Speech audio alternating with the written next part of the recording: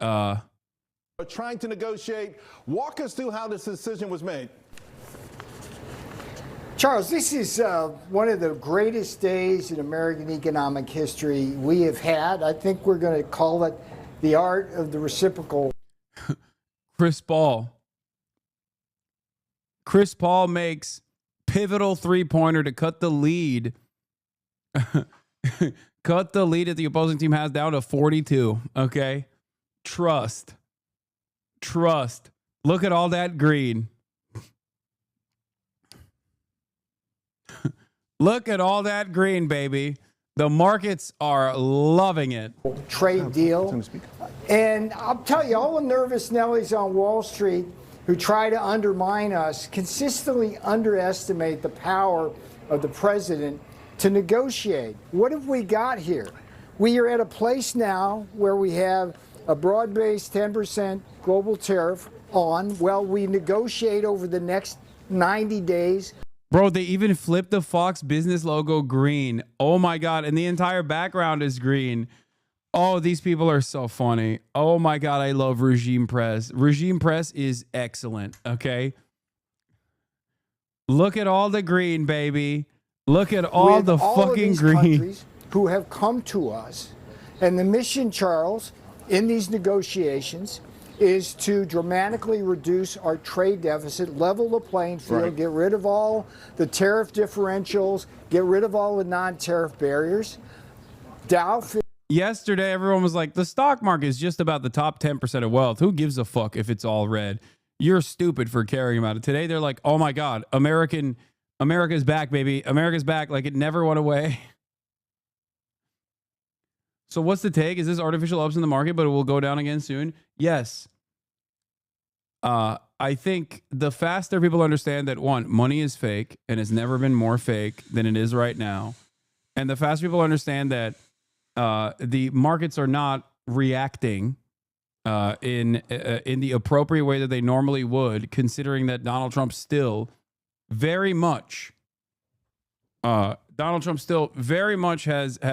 caused inflation with the broad 10% tariffs that he slapped on and the 124% tariffs he fucking slapped on to China.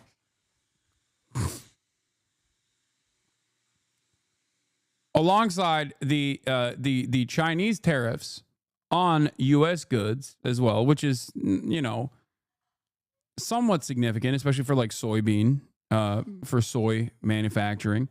But all of that is going to lead to incredible instability. The only reason why the markets are rebounding right now is because at least he's not nuking the entire planet.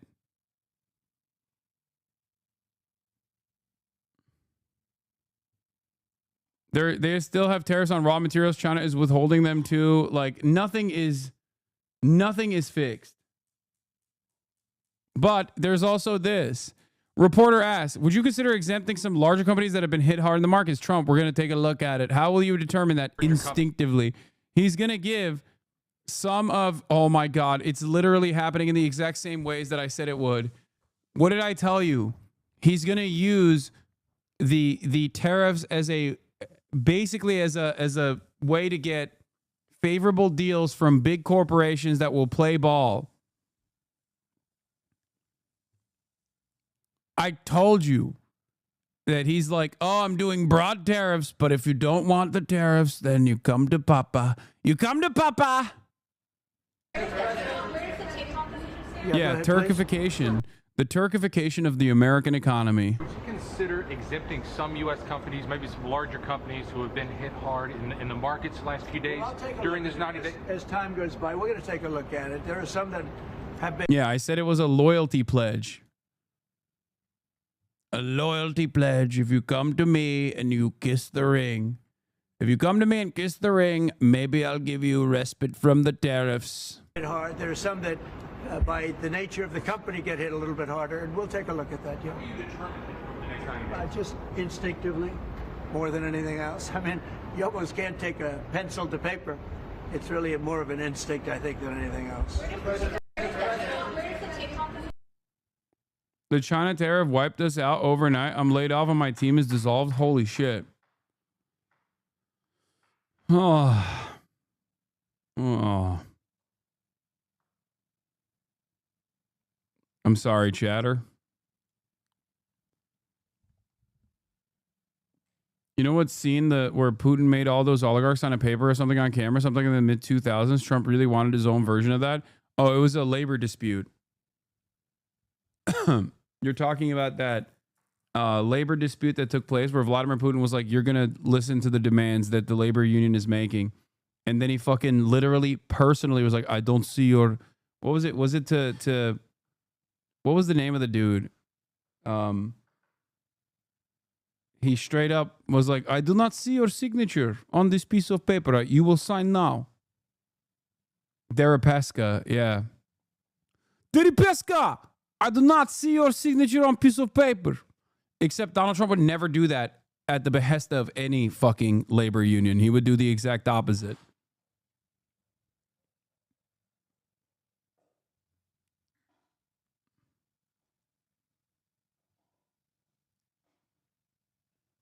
So there's that too. Are dropshippers safe from all this? No, dropshippers are dead. It's done. So, but another example of this is what we talked about earlier, that Trump wants the US dollar to remain the global reserve currency. He has threatened countries that de-dollarize with tariffs. He threatened 100% tariffs on BRICS countries, which now represent 55% of the world population. And yet at the same time, he says that he wants to reindustrialize. But yeah, look, Amazon cancels inventory orders from China due to tariffs. Boom. Major hit to drop shipping in general. In order to reindustrialize the U.S., another thing that I told you was going to happen. The dollar has to come down. It's extremely expensive. Even some major U.S. banks are saying that the U.S. dollar is extremely overvalued. You talked about how the Federal Reserve has significantly raised interest rates in recent years, which has caused many other currencies to depreciate against the dollar. So if Trump wants to reindustrialize, he has to tackle this issue unless he wants iPhones to cost $5,000 to produce. He says he wants to produce this stuff locally, but it's so expensive. He's not even going to be able to export it because it's going to be so uncompetitive internationally because of the very expensive dollar. So to me, this seems to be another major contradiction that Trump, he wants to punish countries that de-dollarize, and he says he wants to reindustrialize, yet he also is engaging in these policies like tariffs that only push the dollar further up. So it seems like something has to break it. Ben Norton is literally living my dream in China right now. At some point. Do you think that it's possible for this strategy to work, for the U.S. to reindustrialize with such an expensive dollar while threatening other countries to de-dollarize and putting on tariffs that keep driving up the dollar? And I'll add one other part of this question. He also has chosen the... This is M. HUD, by the way. This is what he looks like. Yeah, W. Michael Hudson. Yep, I work with Ben Norton on that. Yeah, chatters. Y'all thought M. HUD was like around our age, you know what I mean? Around my age, but turns out this is what he looks like, actually. He is our age. He just looks like this. It's because he spent so much time in the library building out his brain so that he could be the smartest economist. Wait, I don't know if you're lying. Yes, dude. What do you mean? The billionaire hedge fund manager, Scott Bessent, to be his treasury secretary. There are 13 billionaires in the Trump administration. These are people who are not going to want to bring down the dollar because that would hurt Wall Street. Because the stronger the dollar gets, the richer they get with all of their U.S. financial assets. So, I mean, what's going to break? What's going to happen here?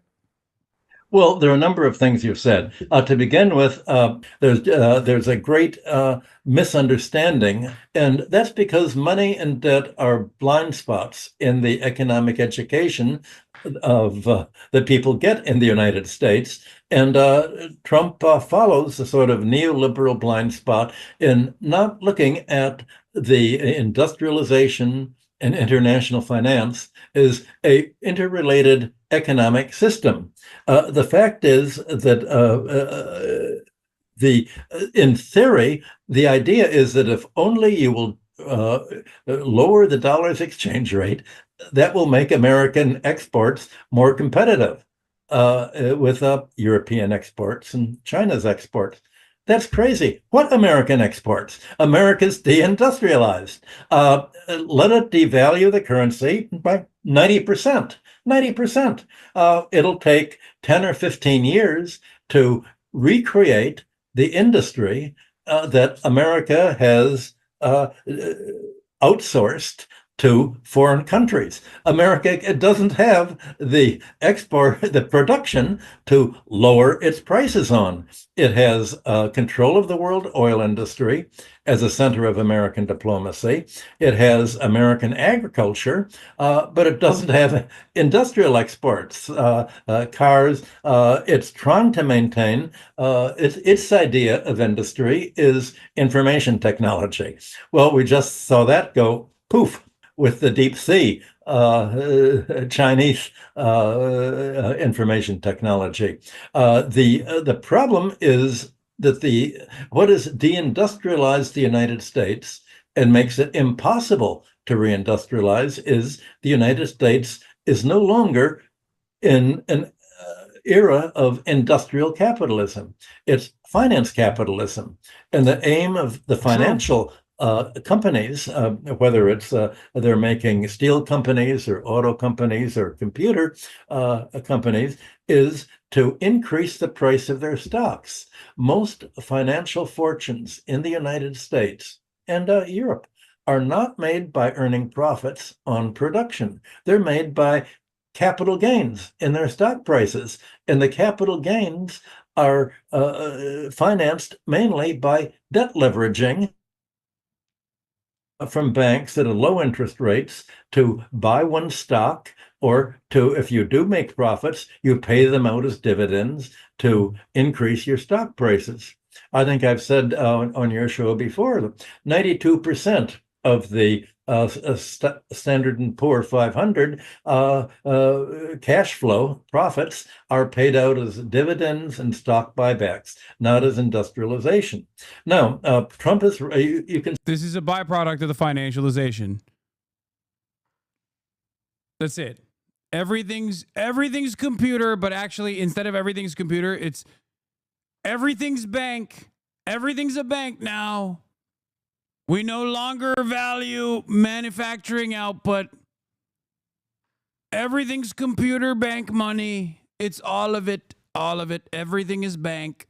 See an example in what's happened with Intel in the United States. The United States wanted to prevent China from getting computer chips, imagining that if the United States blocks computer chips from China, China will say, oh, we give up. We don't know how to produce computer chips. Well, obviously, China's gone way ahead, but Intel has been blocked from selling computer chips to China. And the Intel stock has been plunging because its CEO has said, well, wait a minute, our biggest single market is China. Now that we've lost the Chinese market, our profits are way down. And if we don't make profits, how are we going to get the money to finance research and development? We've got to support our stock by using the few profits that we are left for us to make, stock buybacks, and paying out as dividends to support our shareholders. So essentially, the United States has been cutting its own throat with its industrial throat with financialization, and the fact that the whole objective of American corporate industry isn't industrial anymore; it's financial. And if you've created a way of making America's comparative advantage in finance, then you've lost your advantage in industry. And can any economy that does not produce industrial exports, does not produce exports or products that other countries want, except maybe liquid natural gas and farm products, can that really dominate the world? If you've outsourced all of your industry, all of your research and development, if you've stopped your infrastructure spending in order to cut taxes on the wealthiest financial classes so that they can make out more money instead of the economy rebuilding its bridges and infrastructure and developing like it used to do, then you're going to have the United States becoming a failed industrial economy, and that's what's happened. So in that, Yep. Still have the war industry. Okay, great. Stocks down, so savings are getting crushed. Bond yields surging, so America needs to pay more interest on its debt. Dollar down, so everything the U.S. buys abroad is more expensive on top of the tariffs. Massive tariffs, which are a huge additional tax on Americans, further eating away at their spending power. American companies see surging costs and more difficulty doing business abroad with the retaliatory measures and boycotts. All for what? So Americans can start making socks instead of Bangladeshi workers, so the U.S. government can raise more money to fund an already insanely bloated military-industrial complex? Absolutely senseless.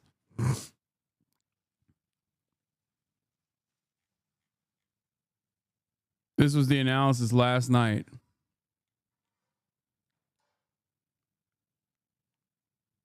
So much winning. Mr. President, we're winning so much. See, but hey, guess what? Yeah. Stock market is rebounding big time. So everything is good. This to me unironically spells disorder.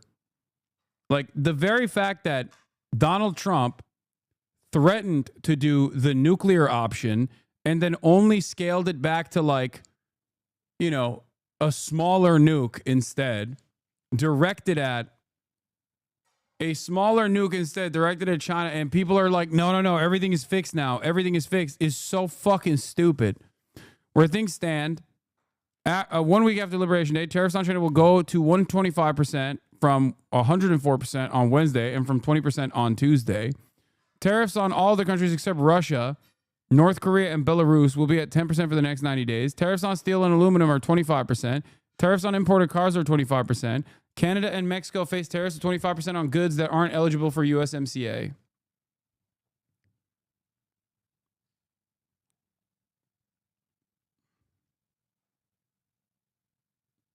I don't understand how people are looking at the situation and going, no, this is good. This is actually a good thing, I promise.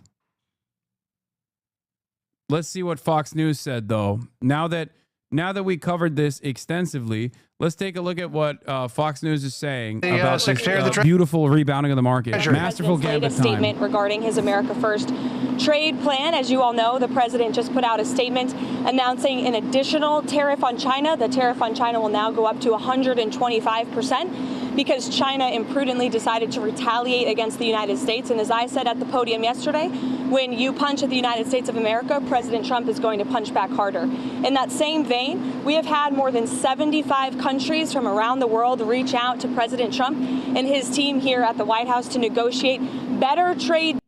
You said, my dad said it's good and that he believes Trump has a plan but isn't explaining it well. No, here's the thing. Here's the difference between me and your dad. I actually know what Trump's plan is, and I still think it's going to be a failure.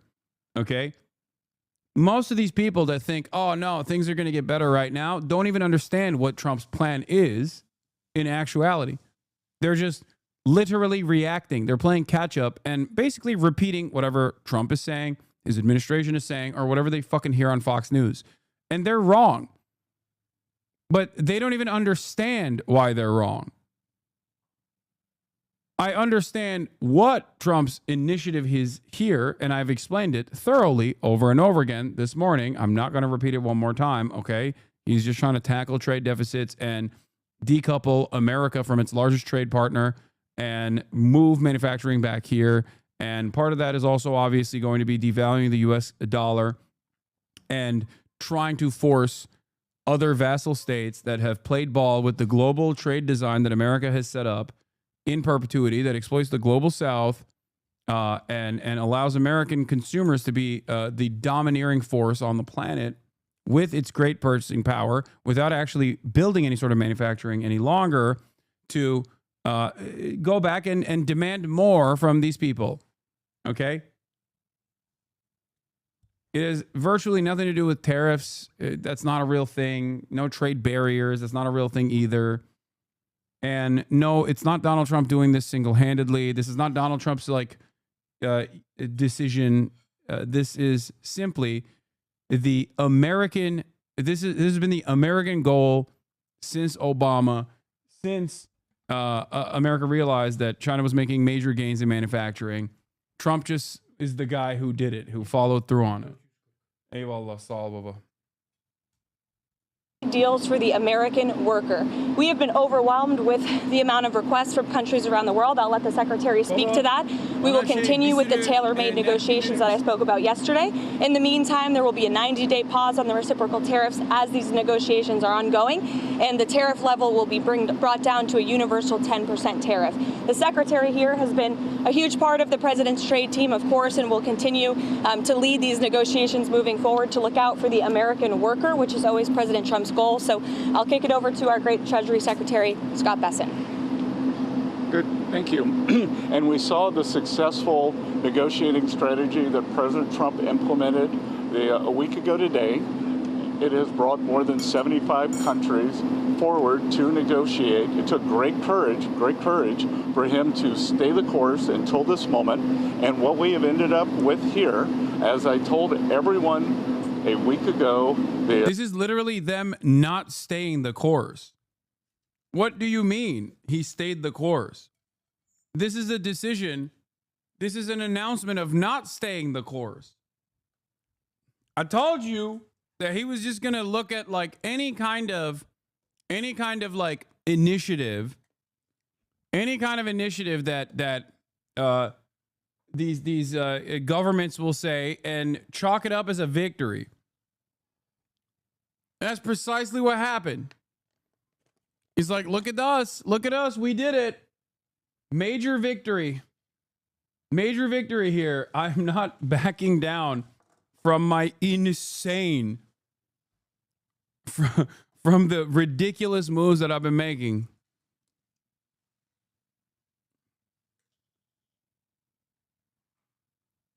Yeah, all according to plan. In this very spot, do not retaliate, and you will be rewarded.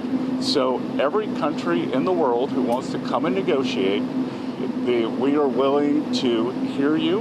We're going to go down to a 10% baseline tariff for them, and China will be raised to 125 due to their insistence on escalation. Secretary, thank you for doing this. Let me ask you three quick things, if I could, just for the sake of clarity, because the markets are open and they're wondering. First of all, Mexico and China, are they part of this 10% universal? Well, China. Mexico and Canada, are they part of the 10%? Yes. Okay. Second, given then that you have the rest of the world essentially calling it, it's not China, is this now just all about China? Well, it's about bad actors, and what we will see is some of the very early countries are China's neighbors. That we're going to see. I'm seeing Vietnam today. Japan's at the front of the queue. South Korea, India. So we will see. And as I've repeatedly said, and President Trump has been saying it for years, China is the most imbalanced economy in the history of the modern world, and they are the biggest source of the U.S. trade problems. This is their own design. Okay, I need you to understand something. When they say China is cheating, they are cheating. What they mean is China's manufacturing capabilities and its state-funded enterprise makes it so that it is impossible for other nations to compete with the price points that they to the price points that they fucking manufacture goods around the globe. That's what they're saying. They're saying that China is not operating by the rules that we designed, even though we unironically designed the rules so we could get cheap goods from China.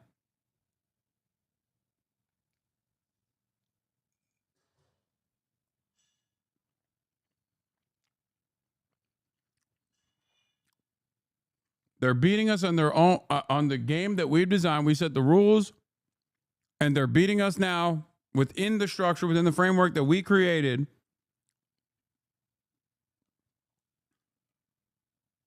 And we don't like that. It's fucked up. And indeed, they are problems for the rest of the world, because what we've seen is that as the U.S. announced a tariff wall last week, many of those goods have already started flooding into Europe.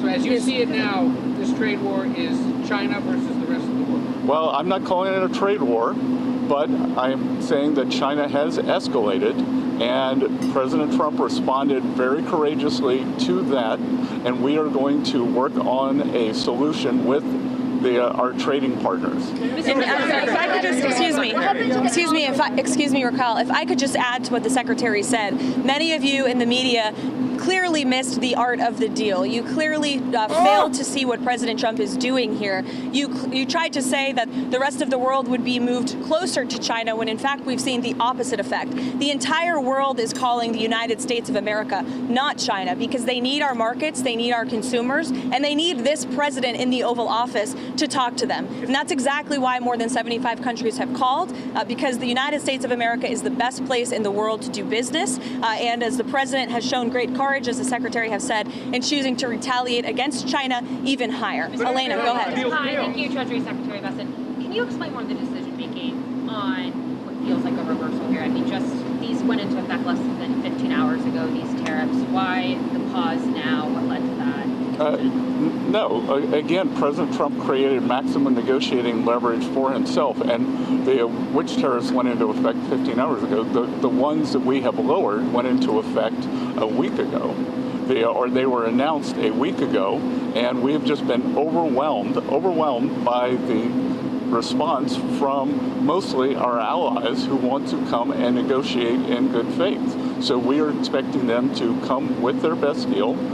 As I said a week ago today, don't retaliate, hold your ground, let's see what happens. And China, they kept escalating and escalating, and now they have 125% tariffs that will be effective immediately. Mr. Secretary, go ahead. Mr. Secretary, thanks so much for doing this. The 90-day pause on the reciprocal tariffs, is that because of the whiplash that we've been seeing across the financial markets? How much was, what we saw in the stock markets, a part of this decision?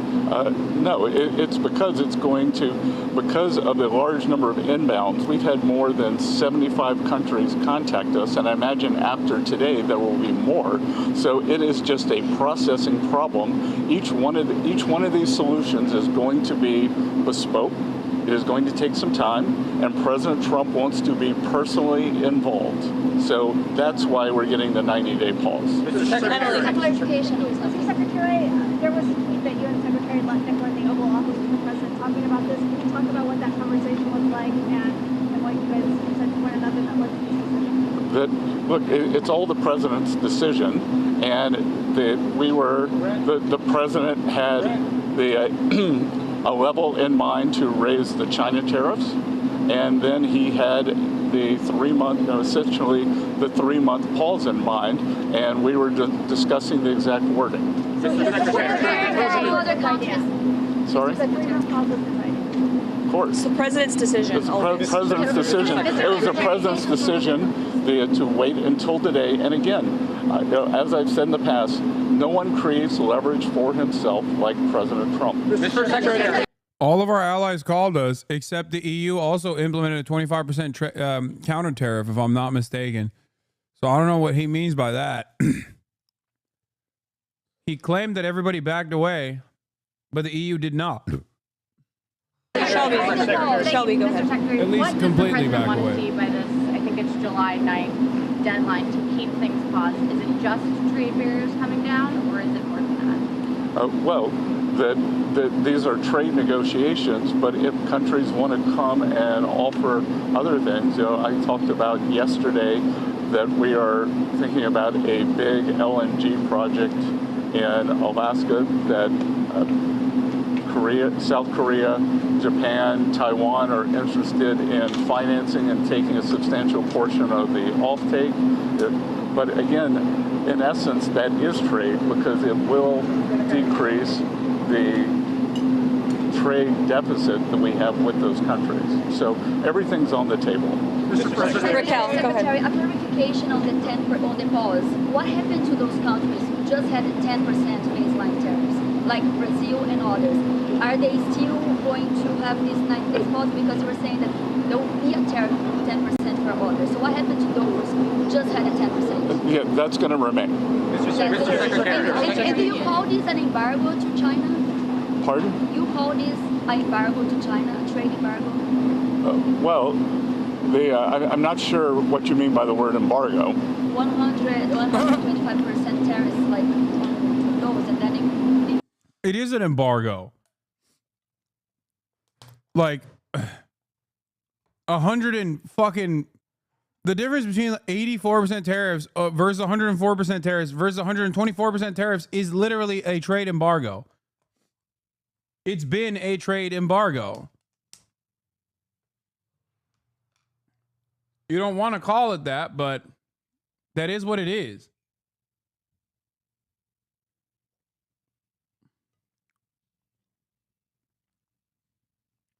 The fuck do you mean?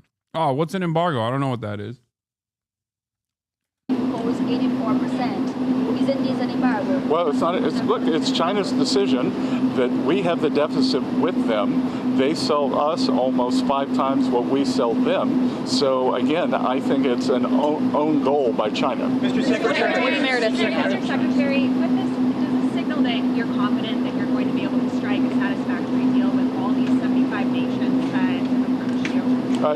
It signals that President Trump cares about trade and that we want to negotiate in good faith. And as I said, each one of these is going to be a separate, bespoke negotiation. So we are confident that having seen the other side of where this could go, and it was like I said last week, the market didn't understand. Those were maximum levels.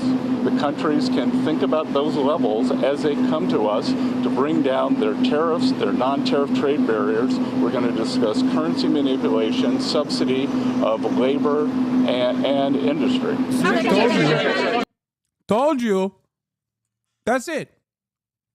China is cheating because they subsidize their industry. They're cheating. Their products are too good and too affordable. Understand that that is what they mean when they say China is cheating. Every person predisposed with political economy will openly say this without even recognizing the irony, because their worldview is so dogmatic. Their worldview is so hyper-capitalist that they're like, what do you mean? What? What do you mean state-owned enterprise? Like, no, you can't do that.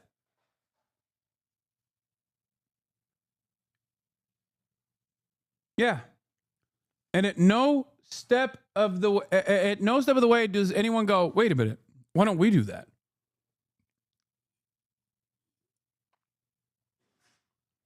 And it's not like China is acting as though they're not doing this. They're like, yeah, we're a transitional socialist state. The state owns all of our enterprise. The state owns virtually everything. Sure, it still operates within this private sector where there's a market, yada yada yada. But ultimately, the state has desires or has initiatives in terms of global trade that they will that the private sector will follow through on.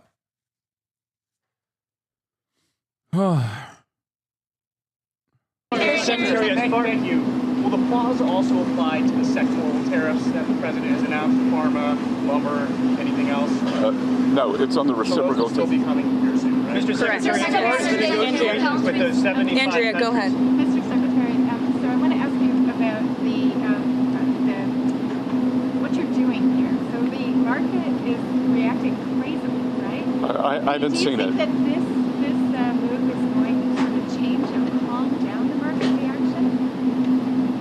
What? Do you think the markets have tanked, right? You know, there's been a lot of volatility in the market, not just in terms of stock markets, but also in terms of bonds. So will this move in your mind, do you anticipate that this is going to calm the markets down? Well, I think what we've seen, I think the willingness by more than 75 countries to come and negotiate, I think now the market understands that everything they saw last Wednesday was a ceiling, and now we have a 10% temporary floor, and I think the market, my 35 years in the market, I always wanted certainty, so I think we've got more certainty. But Mr. Secretary, Maggie, go ahead. Mr. Secretary, why do people assume this is the last word? The president began this morning saying, be cool. 5 hours later, he announces a new policy. Why will investors in the market assume that this is it? Because, again, as I said, we've given 90 days, and the only certainty we can provide is that the U.S. is going to negotiate in good faith, and we assume that our allies will too. And in terms of certainty, we will see what China does. But what I'm certain of is that what China is doing will affect their economy much more than it will ours, because they have an export-driven, flood the world with cheap export models, and the rest of the world now understands, because when we put up our tariff wall, those exports were already flowing to the rest of the G7 and to the global South. And you think Mr. Secretary, how much of this decision was driven by the bond market cratering overnight? What is happening with bonds? Is China selling their bonds? I have nothing that says that, and we actually had quite a good 10-year auction today, and all this was, again, this was driven by the president's strategy. He and I had a long talk on Sunday, and this was his strategy all along, and that, you know, you might even say that he goaded China into a bad position. They responded. They have shown themselves to the world to be the bad actors, and we are willing to cooperate with our allies and with our trading partners who did not retaliate. It wasn't a hard message. Don't retaliate. Things will turn out well. What's your message? What do you mean? There's still tariffs. How can America claim to be the good actor in this situation? Wow, I can't believe China retaliated to our tariffs. They showed the world that they are bad actors.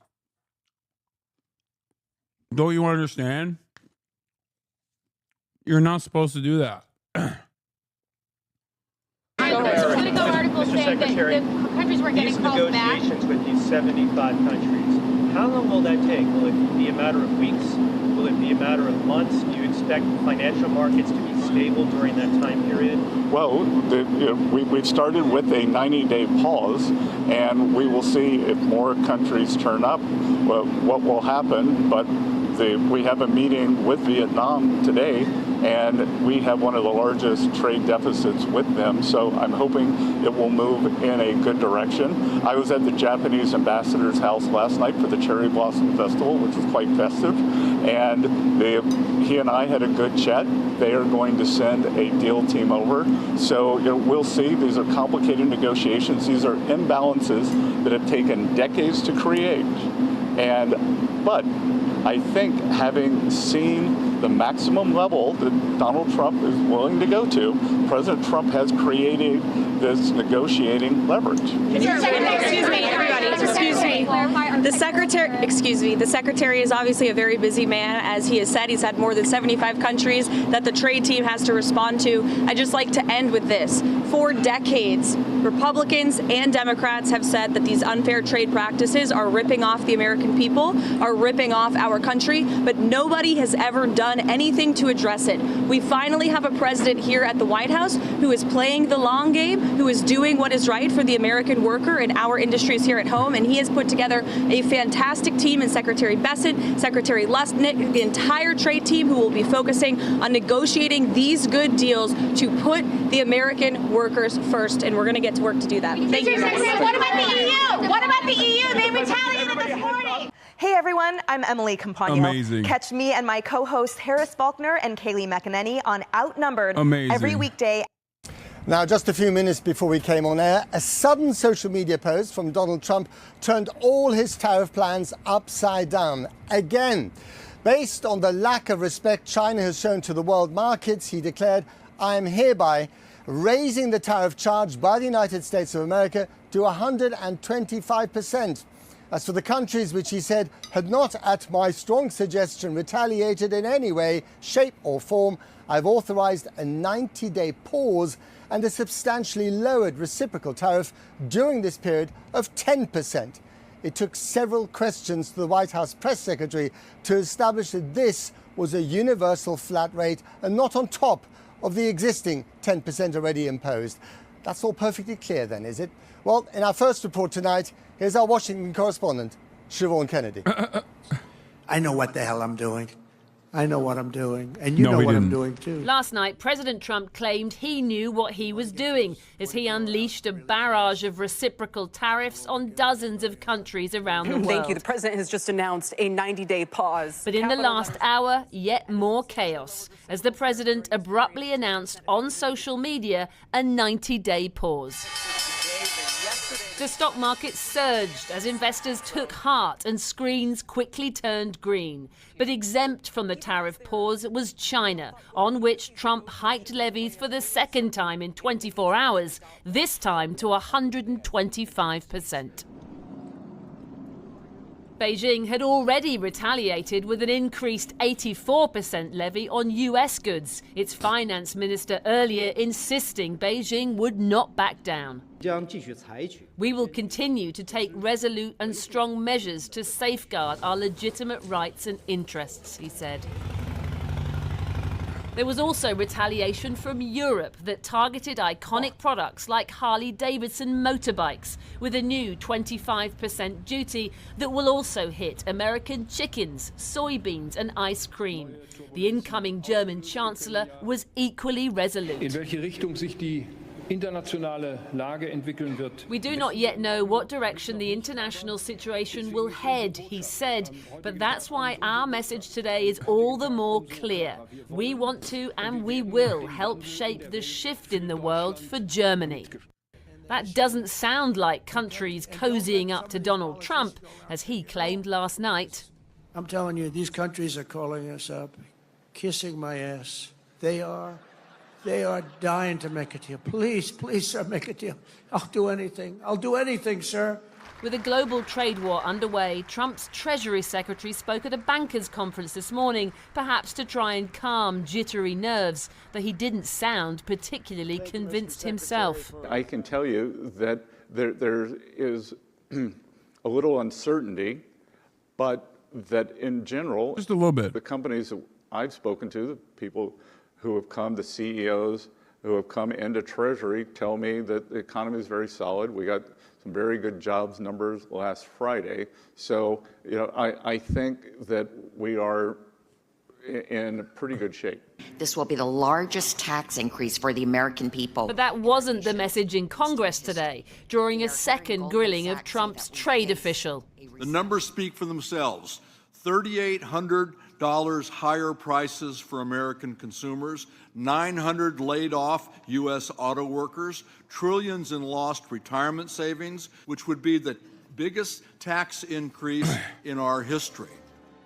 Perhaps acknowledging that pain, at least the chaos his policies are causing in global markets, Donald Trump has now called a pause, a welcome reprieve from the turmoil he's created. Siobhan Kennedy, well, was today's climb down the result of market movements overnight as confidence in the US economy declined and investors rushed to offload government debt? With me now is our economics correspondent, Helia Ebrahimi. So let's start with UK debts. What had been happening? Well, look, the whole thing is quite complicated because we've seen in the last half an hour that US stock markets, as Siobhan was saying, have all bounced higher. You know, you've got the Dow Jones. I'm going to start there. I'm going to go for the good news first and then get to the bad news, Krish. Dow Jones up 6%. NASDAQ, that's where all the US big tech companies are. They've shot up even higher, up 9%. all those hard-hit American companies like Nike, Apple, Delta Airlines, which had been the main casualties of this tariff war, are seeing double-digit share growth at the moment. And the conclusion of this turmoil is that I think this is kind of, it's that famous saying from Bill Clinton's advisor that if the reincarnation exists, I want to come back as the bond market because that's what really has power. And I'm going to show you up until an hour ago, there was a fear that not just prices were nosediving in shares, but also credit. This is the US Treasury market, 30-year debt. That should be the safest of safe places to be. And you can see just as tariffs begin, that's the white line, you see it shoot up to 5%. Now, that is really bad news for the administration, and traders and market analysts all talking about what's the circuit breaker, what's going to stop this. And that was the opposite of what they intended. That's the opposite, and it's very strange as well to see bonds go up, government debt go up. This means there is a loss of confidence in not just shares, but actually the USA. And you were asking a moment ago about what does this mean for UK debt? Well, we're going to bring up another chart for you because, of course, this spreads not just across the US and to other corporate bonds, but also to the UK. You can see the UK debt price, which was already quite spicy, Krish, has gone up to 5.64%. And that is all because people are losing confidence. Is that trust territory? Well, the similarities with trust, that is away from trust. We're still away from trust in terms of the change in gilt yield. So that's the highest level. I do love that Liz Truss was such a spectacular failure that they literally invoke her name to basically explain a phenomena of a political figure crashing and burning in spectacular fashion in an incredibly short period of time. She has become the benchmark for a political failure. Since 1998, but it's not the biggest move which we saw with Truss. The similarities with Truss, Krish, is that we've seen some chaos in the market. Prices going up, going down, crashing all about, and moving critically to the credit market. And you've got big leveraged positions, which means that prices are moving very quickly, very violently. Things like oil going down, things like the dollar going down, things like US Treasuries going down. When that happens, Krish, policymakers worry not just about prices, not just about recession, but does the whole market system break somewhere? And it is that kind of question about, is there enough liquidity? Is something going to break along the way that I think has stayed his hand? And this is not over, is it? Well, no, it's definitely not over. It's a reprieve. As Siobhan was saying, it's staying his hand for 90 days. But remember, China, which is the world's second biggest economy, still has tariffs. Not only still has tariffs, but he's increased the tariffs. Trump's increased the tariffs to 125%. Now, that is still going to have ramifications. And even when you look at the rest of the world, he's only given a 90-day pause. So companies, markets, fund managers, policymakers, they're still not clear where the policy is going to land. And that is going to lead to a whole bunch of volatility. If we have a look at my last graphic that I'm going to show you, this is the VIX. People call it the fear index. And you can see how it shot up on tariff day. That means people don't really know what's going to happen. And when people don't know, then things become a lot riskier. And that's when policymakers... Because it's no longer clear what the purpose of his tariffs are now, is it? Yeah. It might not be about rebalancing the world economy after all. Yeah, is it a negotiating tool, or, is he just trying to bully everybody? Thanks, Helia. Matt? Well, I think we should be able to speak to Siobhan Kennedy now. Siobhan, tell us what the very latest is that you've heard from the White House. Well, Matt, just first of all, what a roller coaster of a day, of a week this has been, having insisted pretty much on a day